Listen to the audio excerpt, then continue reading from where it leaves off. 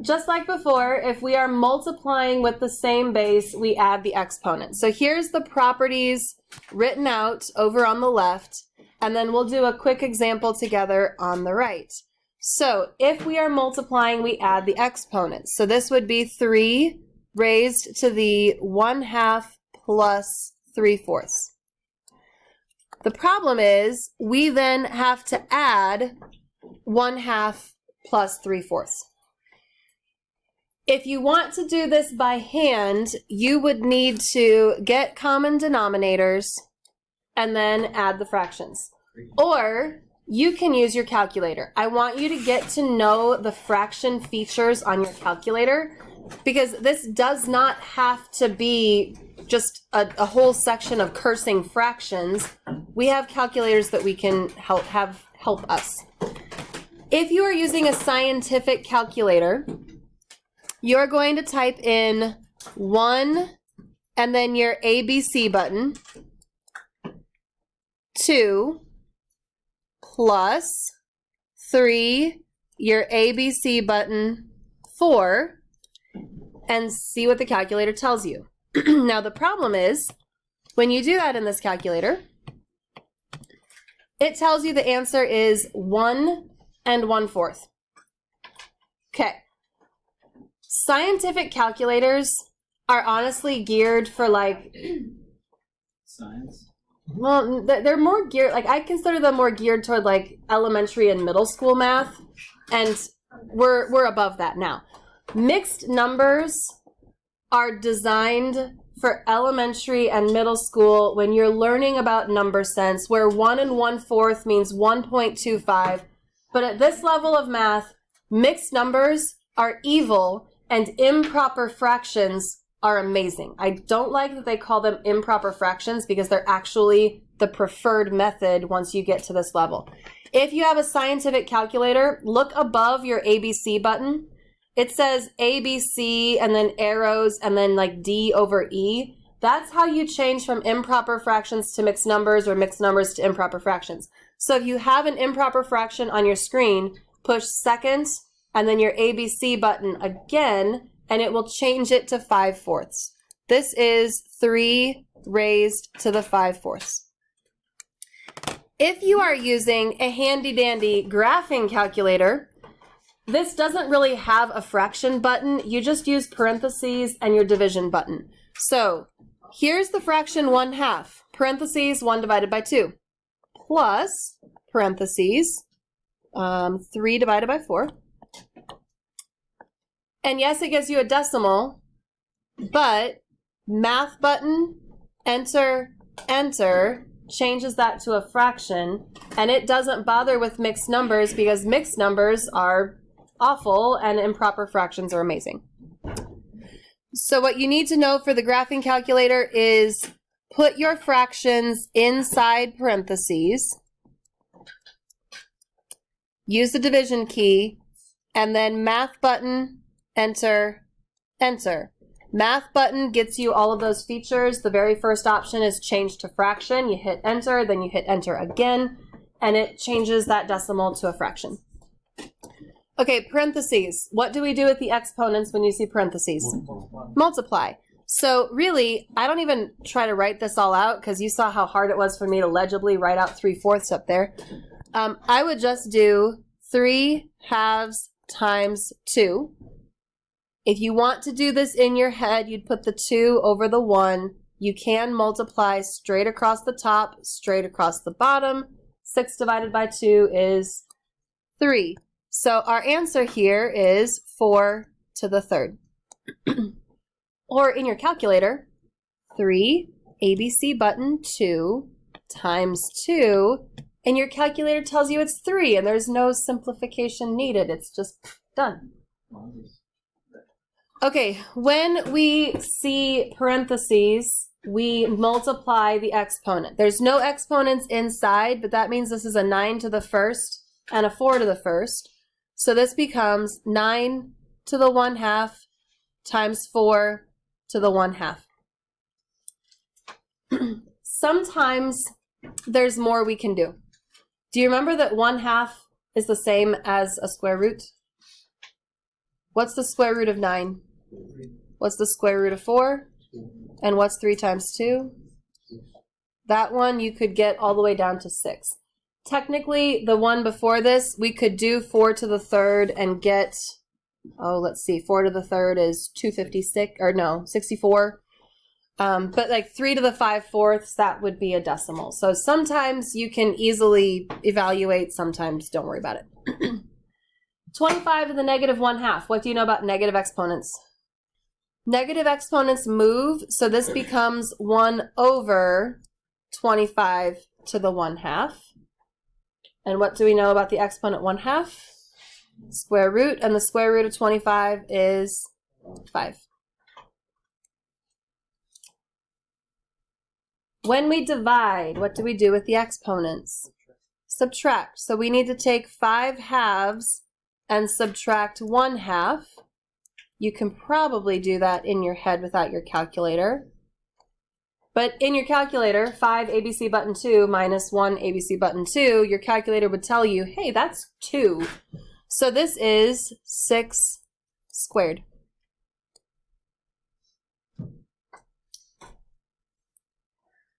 Okay, and this one with the parentheses is very similar to the other one that we had with the parentheses.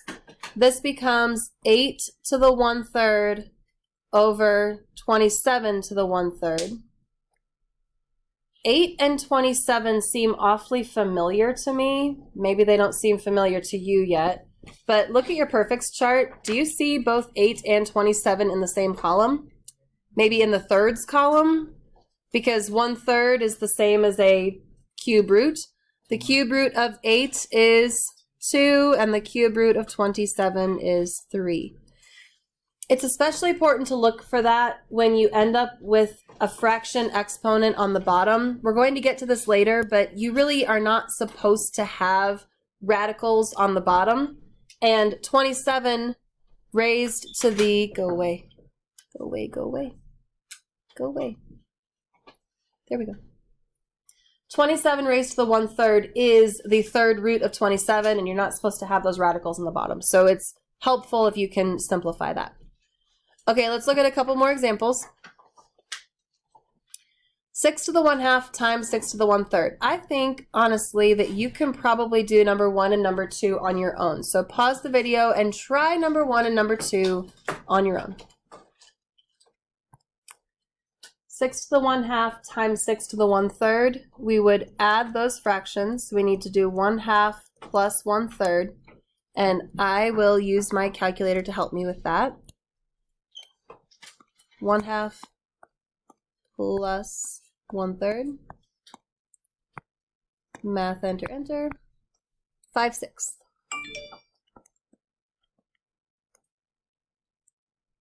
So 6 raised to the 5/6.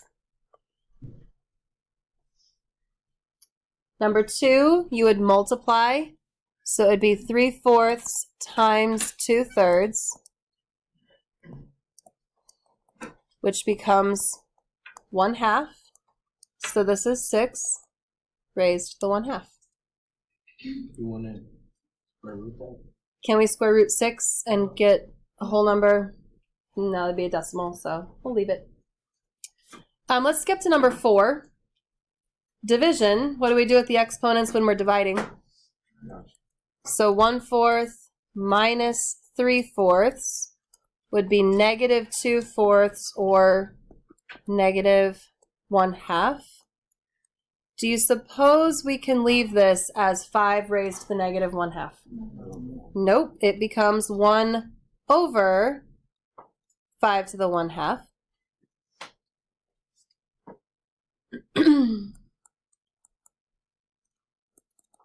So here's the deal.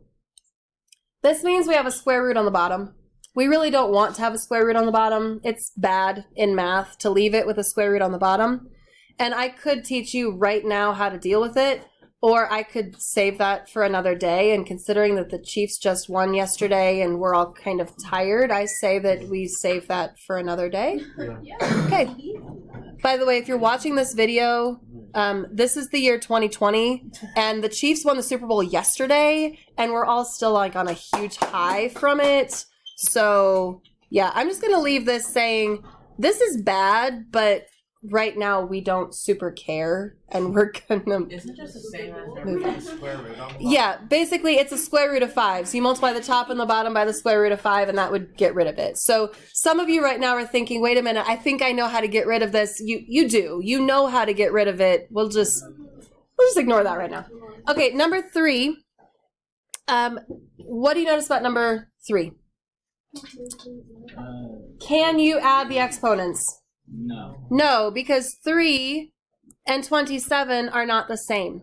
Sometimes we need to use the properties backwards. Do you notice that both of these have an exponent of 1/3? Yes. So we're going to use a property backwards and put 3 times 27 inside the parentheses and then raise the parentheses to the 1/3. This feels illegal. It feels illegal. If you look at it and you're like, I can't use the property for that, then think about the result of some of these properties, and if you reversed it, if that could maybe help you. Because now we can do 3 times 27. 3 times 27 is 81. So really this is 81 to the 1/3. Be really nice if 81 was in the thirds column, but it's not, so we'll just leave it. Okay, on the next page, we have 3 more to get through. Okay. Number 5 is that same kind of problem where we're going to use the property backwards. 48 and 12 are not the same, but they do both have an exponent of 1/5. So this is 48 over 12 in parentheses raised to the 1/5. 48 divided by 12 is 4. So this simplifies down to 4 to the 1/5. So first we're going to take 1/7 plus 4/7 to get 5/7. So we have 6 raised to the 5/7 in the parentheses and then a 6 on the outside. Then what are we going to do with those parentheses? Multiply them. 5/7 times 6, you can do that in your calculator, or it would be nice if my pen would come back. There we go. Maybe. Yeah, I don't know. Okay, look at number 7. Do you notice anything interesting about number 7? The same exponent. They all have that same exponent, so that using the property backwards, we've got 10 times 24 over 15 raised to the 3/4. 10 times 24 is 240. 240 divided by 15 is 16. Okay. If we converted this back into radical form, basically, take a look at the fourths column, because 4 is the bottom, so you know that's the index. Is 16 in the fourths column? Yes, the 4th root of 16 is 2, and 2 to the 3rd is 8. So our final answer is really 8.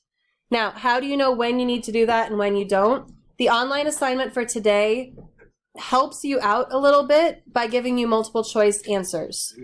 So you'd be able to see if you got 16 to the 3/4 as your answer, and that wasn't an answer choice, and you saw that there was like a whole number like 8 as an answer choice, like, oh, maybe I need to actually do 16 to the 3/4 to figure out my final answer.